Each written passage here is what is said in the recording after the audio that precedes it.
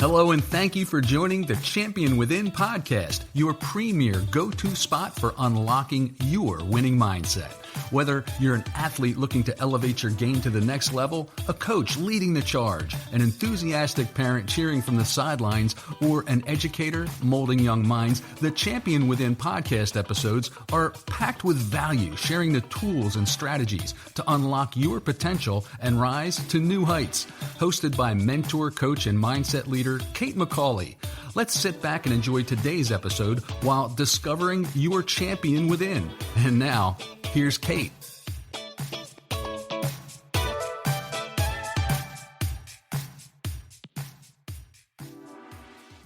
Welcome in, champions. This is your host, Kate McCauley, and we're here for Speedy Sunday. Thanks for joining me. I have a story to share with you today, and I really think that you're going to be able to connect with it in your own unique way. I'm going to start with a quote. If you change the way you look at things, the way you look at things change. That's Wayne Dyer's quote, and this really hit me hard when I started thinking back to my time teaching. I remember being in my office as a health and phys ed teacher, having panic attacks, thinking I had to fix everything that was happening in our building. I kept this notebook. Actually, I filled 2 of them, where I tracked all of the chaos happening in our building. Fights, kids cursing at teachers, students walking into classrooms, flipping over desks, ready to fight, teachers crying. People would tell me about things that were happening in the building, and I would say, I'm going to add that to my notebook. It was on the down low for sure. I wasn't announcing this to everyone, but it got so bad in our building that other teachers started coming to me to tell me about what happened because they knew I was keeping record. My plan was simple: collect the data, present it, and create solutions. I literally had this in a bulleted list. I wasn't putting my opinion. It was all factual. But then the pandemic hit. And honestly, as terrible as that whole time was for so many people, it was actually a blessing. I was so happy to get out of that toxic environment. Between January and March of 2020, I filled 2 notebooks with these stories in a bulleted format. Fights, suspensions that never happened, a boy choking a girl in the cafeteria, and both of them then just being sent to class, which happened to be my gym class after lunch. When I resigned in April of 21, I actually went into my office on a Friday afternoon, right after I had sent that email earlier in the week. My husband and I, after he got home from work, we went over to the school. I had the keys to the gym to get into my office, and I packed everything up. It was one of those moments where you're like, that's it, I'm done. Everything's coming out, right? This happened in other situations when I've helped people leave relationships, move out kind of situation. It was that vibe in my office. And I remember my husband looking at me like, is everything okay? I'm sure he had so much fear during that time period. I had just quit a job that I was working at for 20 years.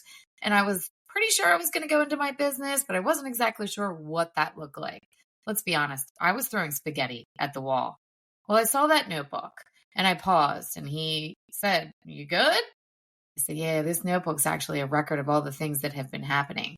And you know what?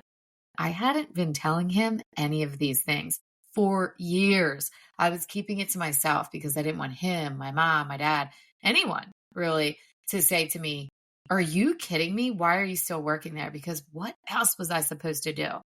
So I decided to keep that notebook for 2 reasons, really. One, so that I would never go back to anything toxic like that again. I planned on rereading it if I had considered re-entering a toxic anything in my life. And the second reason was maybe I could figure out a solution to all of this chaos. You know, I didn't think that solution was going to happen in the building that I had formerly taught in. I literally resigned earlier that week, but I thought maybe I could help other schools, athletes, different people. I don't know. I'm holding on to this notebook. But here's the thing. I can't find that notebook anywhere. I literally just searched all of the places that it might be slid in, you know, that shoebox I have of random things, something in my closet, all the places. And maybe I threw it out. I don't know. We had a leak in our roof after a hailstorm. This is after the pandemic. It was in an area, which is our master bedroom, that had this slanted roof, kind of like a little attic space. It no longer even exists. I have a beautiful master bathroom there now. Anyway, I think maybe that notebook was in some of the stuff that got wet and in my, oh my God, I can't believe this is happening. We got to get all this shit out of here. I need people to come in here, fix this roof. What are we going to do? I might have thrown it out. And maybe that's the lesson. Instead of holding on to the weight of what was broken, I have found something else in my search. I stumbled upon this little article. It's actually not even an article. It's like a long piece of paper from the side of a newspaper that happens to be laminated. I don't know if I laminated it, my mom, or maybe one of my favorite teachers.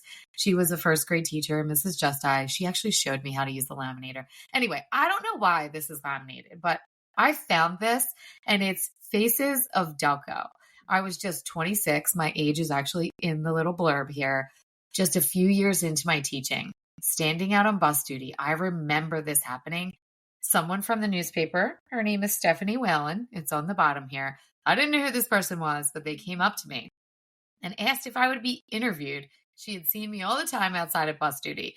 So I said, sure. Random questions. I'll share a couple of my answers with you. But there I was, this fresh teacher, full of hope, early in my career, and it clicked. That Wayne Dyer quote, I didn't need the notebook. I don't need the notebook of all of those problems.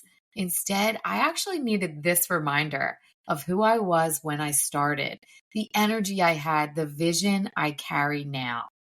I'm going to share some of the answers that I gave. Not all of them, because some of them are corny. How long have you been teaching? 3 years.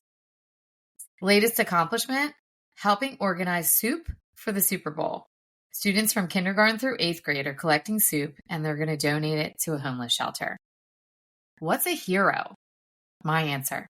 A hero is someone who tries to help others and is always trying to do the right thing, even if it seems like the problem is huge. Last book you read, Bridget Jones's Diary. I was laughing when I read that one. All right, let's go down to some other ones. TV shows that you'll admit watching. Desperate Housewives. Who had the most effect on your life? My parents. They're good, hardworking people. I can always go to them if I have a problem or I have to make a tough decision. I can count on them for good advice. Still 1000% true. And the last one was, what are words you live by? My quote is, keep trying and never give up. You know, for a long time, I thought I gave up on my teaching career, but now I know that I just expanded the way I teach and I do it differently. The way I look at that season of panic, problems, toxicity, it kept me stuck. But when I shifted how I look at things now, there's something else. Resilience. Red flags I'll never ignore again. And the reason I do what I do today. So what about you? What's the notebook you've been carrying around or holding on to, and it's time to set it down? Because when you change the way you look at things, the way you look at things change.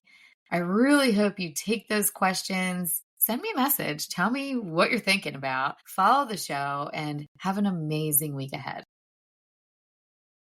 Hey coach, does any of this sound familiar? Your athletes are talented, but they lose focus when the pressure's on. Confidence swings up and down from game to game. Some play tight and second guess themselves. They struggle to reset after mistakes. Think about it. How many games or competitions have you lost, not because the other team was better, but because your athletes got in their own heads? Every coach has seen it. The missed free throw, the strikeout, the dropped pass, not from lack of skill, but from lack of mindset. That's why I created the Champion Within programs, to bring tools that will help unlock peak performance for your athletes. It's also why I lead team workshops on visualization, breath work, and mental skills training to take these conversations off the podcast and bring it to your team. I do this in person and virtually. Imagine your athletes learning how to bounce back faster, handle pressure with confidence, and step into the game mentally sharp and ready. That's the difference mindset training makes. If you're ready to give your team that edge, let's talk. Go down to the show notes after the show and set up a call to see how I can help your athletes win from the inside out.